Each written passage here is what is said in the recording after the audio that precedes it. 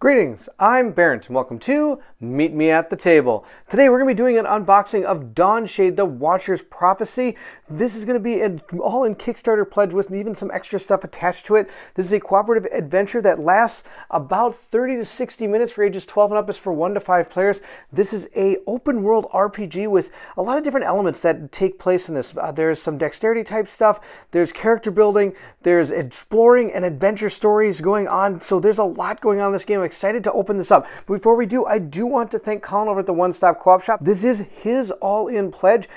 For those of you that don't know, he lives 15 minutes from me, so he and I kind of go back and forth on some of the games that we get from Kickstarter, so I'm able to do an unboxing of his game. Sadly, this was actually off my radar. This one I didn't even take a look at while it was on Kickstarter. I'm really glad Colin backed it, because after looking at what is in store inside this game and how it is going to play, I'm really excited to do that. If you're looking for a preview playthrough of it, you could check out Colin's over at the One Stop Co-op Shop. He did it during the Kickstarter, so there might be some changes since the actual game has come out, but if you're interested in seeing one, check it out. I'll put a link to it in the description below. Let's take a look at what is in Dawnshade, Watcher of Prophecy, and not only are we going to do that, we're also going to take a look at the expansion pack that comes along with it called the Lightbringer Shadow, and it's not an all-in pledge without an actual bag here. We have some more weighted chips here that we're going to take a look at. We even have stacks of actual open chips here that we have. There's so much stuff here. We got an extra dice set, and of course, what Kickstarter wouldn't be complete without neoprene mats that go along with absolutely every part of this game, and one that's even a dice tray. So if you're excited to see what all this is, then I need you to meet me at the table.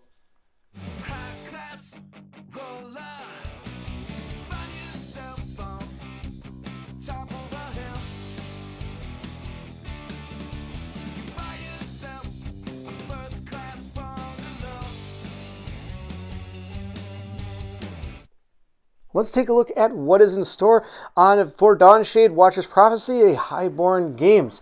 Let's see what there is. We've got a rule book. I don't mind looking at rule books. Rule books tell me how to play the game. That's pretty important. And on top of that, there's also, I think, a storybook in there as well. We do have a rule book, like I said. It looks pretty good. I think it's only 30-some pages. I love how I said only. If you know, in my kind of games I play, they're usually about 50 pages. So 30 isn't too bad. It's going to explain exactly how we play the game, which will be pretty awesome. And it even tells us, of course, how to set this up. I'm excited to see a playthrough of this. Once we got the actual full thing here, I might actually do one, or Colin over One Stop Co-op Shop might do one. So we'll see how that goes. I might try to keep this longer than he wants me to, so I can actually do a playthrough, because this game actually looks really cool. On top of that, we do have our logbook. This logbook is a little bit, its pages aren't as thick, which is kind of good because it's a logbook that's pretty thick. This is going to have all the different types of, well, first we're going to talk about our characters and how to probably use the game and the different what are these factions that we have. Then we're going to get into some of the chapters, and these are going to be all the different events that are going to take place depending on what chapters you're playing. You're going to find tiles that are going to make you do different types of events, and there's also different types of battles. These are all going to be based, I think, on your level, or could be based on where you are in the world. Then we have back here the major threats. I don't really want to spoil too much of this stuff. The major threats are, I believe, also based on either tiles or levels based on the numbers I'm seeing over here. And then we have some epilogue stuff, some conclusions, and how it all transpired in the end. So as you go through an adventure, you're going to only see probably a little bit of this book, so you're going to be able to play it multiple times and really get a good sense of what this world is all about. We're going to continue on. We have a pad of paper here. I'm going to guess this is probably a save sheet of some kind. As you go through this, I believe it's going to be a 3-part campaign as you're playing, so you could be able to save in between, and you can write down all the different stats for your characters on this piece of paper.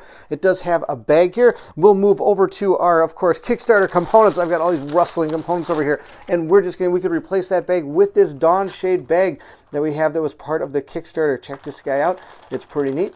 It's got the whole logo on it and everything, and it feels really nice compared to this basic, I guess you could say, just normal cloth bag. This is a very nice fabric compared to this one. So it is quite an upgrade for that bag. Then we have our player boards. All different player boards. These punch out. We're going to be placing in different cogs to determine where your skills are. You're going to place in these little 3D things, which are pretty neat. You'll see how those work in just a second. There are 4 characters in the base game, so we can play 1 to, well, I guess it's 1 to 5. So in theory, you should probably have 5 guys in here, but it only looks like 4. Maybe. But of course, there are some expansion characters in the upgrade, or the coming through the, the expansion that we have. There's going to be some characters in the expansion. Surprise, surprise. There's expansion characters in the expansion. Who would have thought? That's amazing. So here are all the different characters, and I believe their stats are going to be different based on what character you take.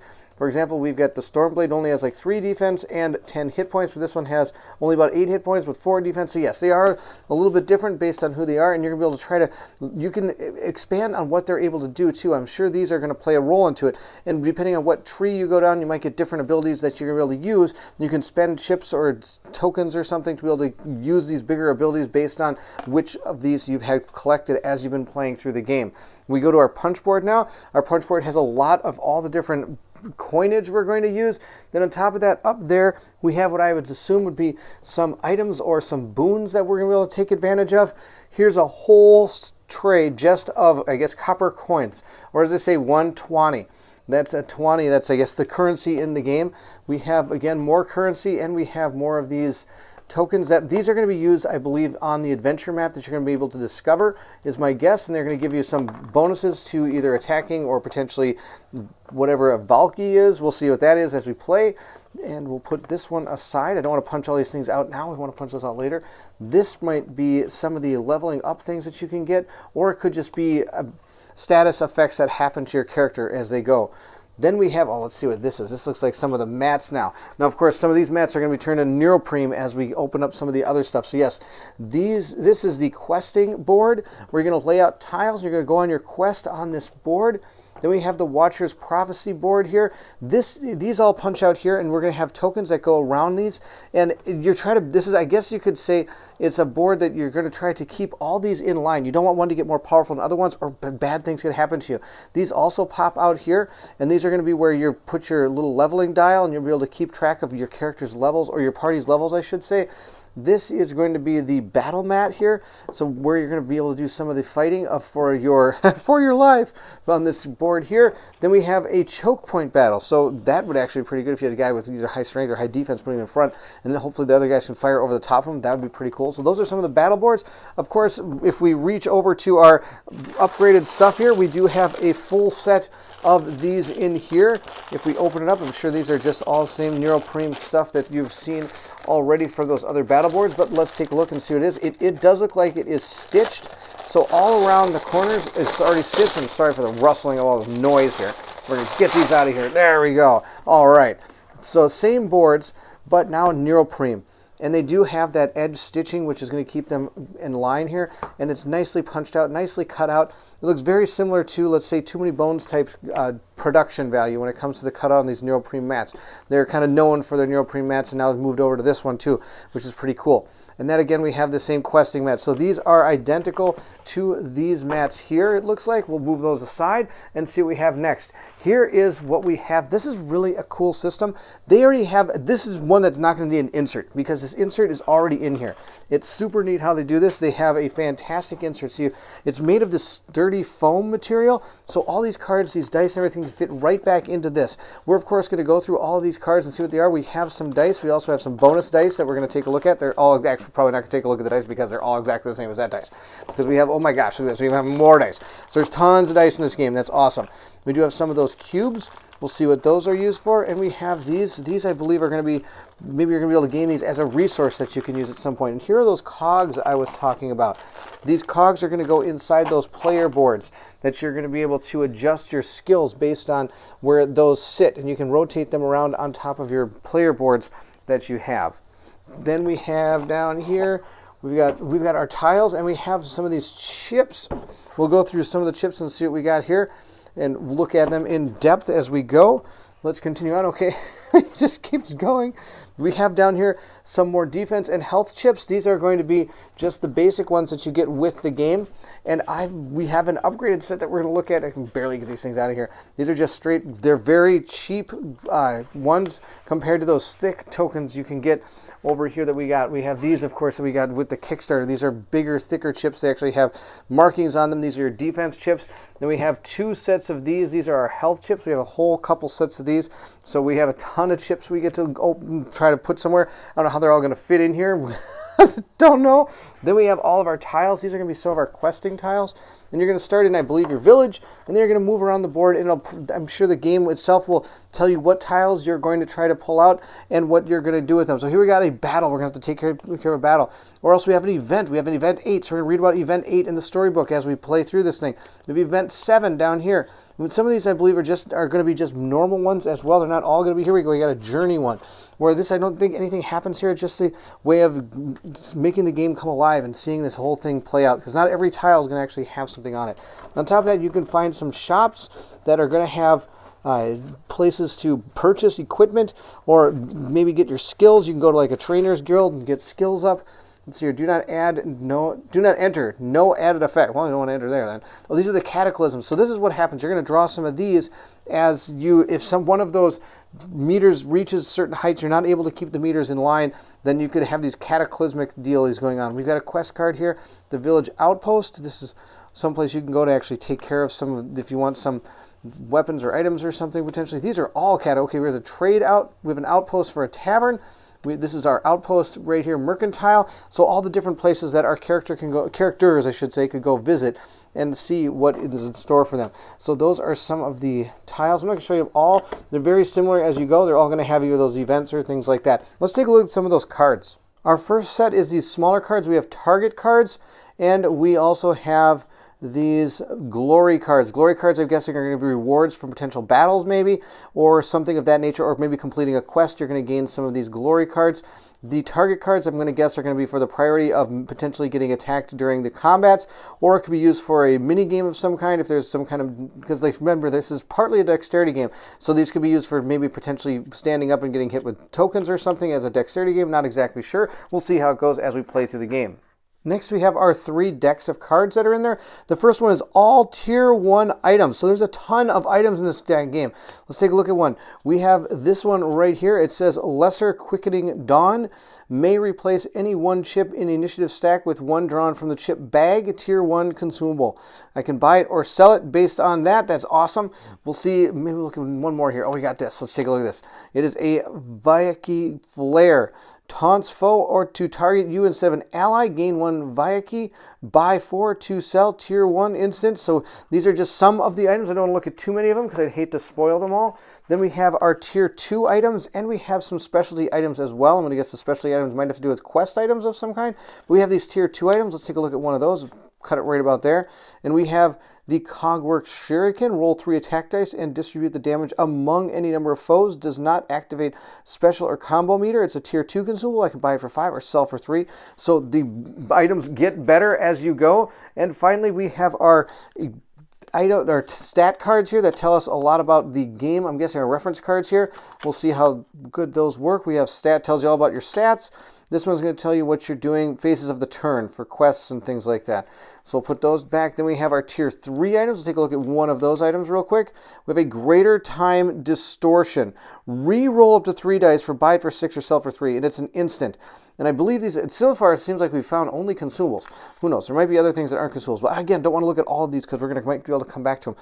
Then we have skills. Oh, these are going to be cool. Look at this huge deck of skills. Everybody's going to have their own set of skill cards here that you're going to be able to get. And you're going to have to gain these particular tokens in order to use this particular skill. And these are Tier 1 skills, and they can go all the way up to Tier 3, I'm guessing, is my guess. Let's hear it. Look at this one.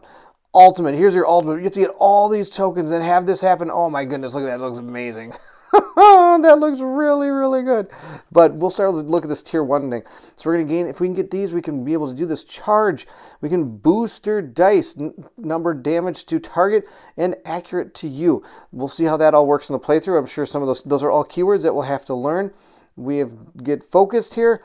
We have some other people back here. Skill 2. We can, what is this thing? Firewall. Oh, I've been saying anything like Dungeons and Dragons would be really good. Combustion and glaciation die. Number damage to target and precise to you and an ally. So I'm guessing it's affecting the enemies and it's also doing things to you. So these are going to be super cool. I'm excited to see how those all work out. Here's just a few of the dice that have the pips nicely on there. They are engraved. There's not stickers on these at all. These are really nice looking dice. They actually have some nice rounded corners, so they're good to roll in here. I'm sure they roll great. Oh, look at that. Hopefully that was a really good roll. Knowing my roll's probably not too good. But those are some of the dice, and I'm not going to open all the dice. Basically, you get it. It's a die. It's 6-sided. Depending on what you're supposed to roll, you'll grab that dice, and you will roll it. There's a ton of chips that come with this game. Here's the first set. These are really well done. These are hard, perfect chips. These are not like those health chips at the bottom that were kind of more plasticky. These are really, really well done. These is going to be like your experience meter that you saw in that one playmat we had, where you can put your level, your experience. These I think are going to be most likely for initiative orders in combat is my guess. Then it looks like we have some of our, I believe these are neutral enemies, or neutral people, I'm guessing.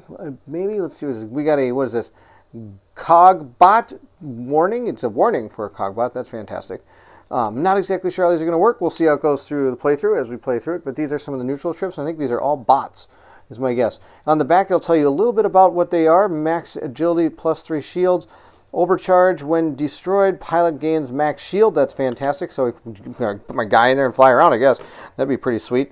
That's the first set of chips. Then we have these. These are our mighty foe chips. So these are going to be some of the main battle enemies at the end of the game we fight as they drop it in there. So I don't want to really look at too many of these chips back here, and they look like that's all what these are. These are mighty foes, I believe, because they're all these purple. We have this guy. I'm going to look at one. Ooh, I really want to look at this guy. He looks like one of those fish from the deep blue sea. That's pretty awesome. He's got 9 hit points, 2 shields. His ultimate is VMP bomb. He has 4 attack, 5 defense. We'll see how bad that really is when we do a playthrough. Drop another one down there. We drop a lot of these things as we play, that's for sure. We'll put him back in his little, I don't even know where he went. Well, let's throw him back in there. That's okay. We'll put him to the side here. Next we have our Tiber Claws, and these are going to be just normal foes, I believe. They're Unity foe chips here. We have these, again, dropping them in the thing. Lots, like I said, lots of chips here. We've rattled around. Let's take a look at one of these guys. We have a, with this Timber Claw, I guess. And he's got 6 hit points, 3 shields. He's got an ultimate firewall. Attack 4, 2 defense. Oh, that firewall ability. Oh, if that guy uses firewall, I don't want to be around him. So these are what are called Unity foe chips. We'll see how those play out in our playthrough as well. Next, we have these chips right here. I think these are just going to be some extra chips that blue. Well, these are blue mist chips. I'm guessing these are going to be put down on the board to prevent places for you to go. Then we have, again, more. These are going to be more enemies, is my guess, is what these are. These are more just straight enemies. We got a Cog Behemoth. We've got a Cog Beast. We've got Cog Beast again. Lots of these. I'm going to guess that even that potentially some of these are going to expand like multiple parts of the board. I could be wrong, but it looks like, for example, that Cog Beast just had a tail. Then here's another one of the Cog Beasts. I wonder if these two work together to like create a monster, which would be kind of cool. I don't know if that's exactly how it works. Next, we have just a bunch of the miscellaneous tokens that are going to have to do with our characters. This is our kinship token. This is going to be placed down on the adventure map, the questing map, and that's where you're going to be able to move around on that. Then it looks like these are just going to be just miscellaneous chips here. I'm going to guess these are going to be for, yeah, here we go. These are going to be mainly for our characters. We got the blue ones for our blue character, purple for our purple character, red, orange, and then we have our bottom one, our yellow one here. This one is going to be our active player token to know who is the active player. So those are all the chips that are found at the inside this game box. But that's not all. There's also these chips here. These are all chip representations. These are going to take the place of all of the cardboard in the game. So you can make the entire game all chips. You don't even have to use any cardboard if you use some of these. So for example, here's some of the status effect chips. Here's some of the bronze chips right here. What is this one? This red one right here. I'm going to drop these for sure, I'm sure. This is, again, some of the status effects, I believe. And here's some more bronze chips. We've got silver chips. We've got, what is this thing? This is a transfuse token. All right, we got transfuse tokens. That's amazing. So these are, I just want to know, this is also part of the all-in Kickstarter, or it could have been part of the, I think maybe an add-on, or it's part of the Kickstarter. It's pretty cool, because now everything can be chips. That's all of the chips that we have for this game, and I think that's really about everything in the base box. So we're going to slowly just kind of put it back together, because this is amazing how it all fits like this. Look at this. This is so cool. Not very often do you get a game where you can actually just set all of your chips and everything is right in there, and it fits super cool. This is even going to fit right on top of here. And we've got this one that fits right on top of here. Now, of course, I still have to figure out how to get all the other extra components that I have into this box. I'm not sure if it's going to happen, but we'll see. I forgot to put all the dice in. Let's throw them there. Of course, the cool thing about it is in the book, it does tell you a way to be able to put the entire box back together. It even has a picture showing you how to do it.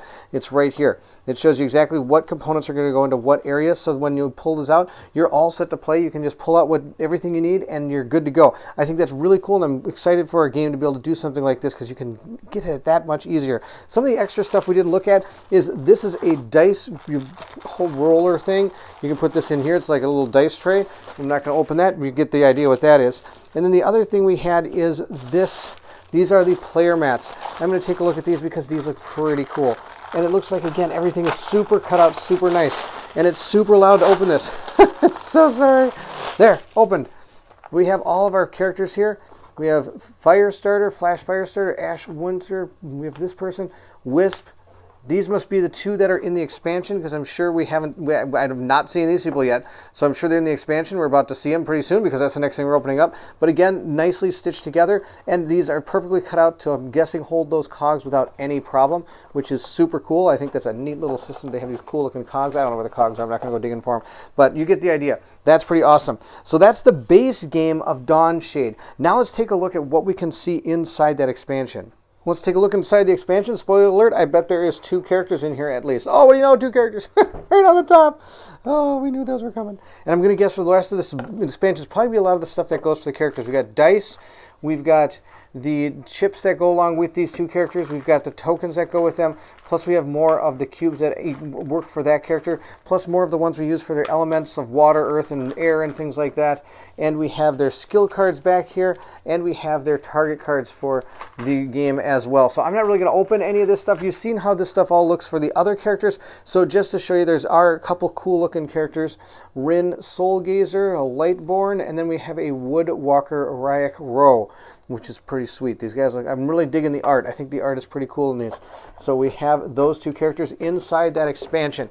And that's all that's really in that box. And there you have it. That is an unboxing of Dawnshade, the Watcher's Prophecy. It's an all-in Kickstarter pledge with, I think, some extra things. I don't think this dice pack is part of the full-in Kickstarter, but I think Colin backed a couple extra things, and I'm super excited he did. I'm excited to play this game. I thank him again for letting me do this unboxing. After doing it, I'm really super excited for this game. There's a lot of cool mechanics, I think, that are going on inside this game that I really want to give it a shot. I think I might steal it from him for a little while so that I can do a playthrough for everybody. I think that'll be a lot of fun. If you're interested in seeing a playthrough, please let me know in the description below or comments below, and I'll make sure if I get enough, I'll probably jump onto this immediately and get this onto the channel.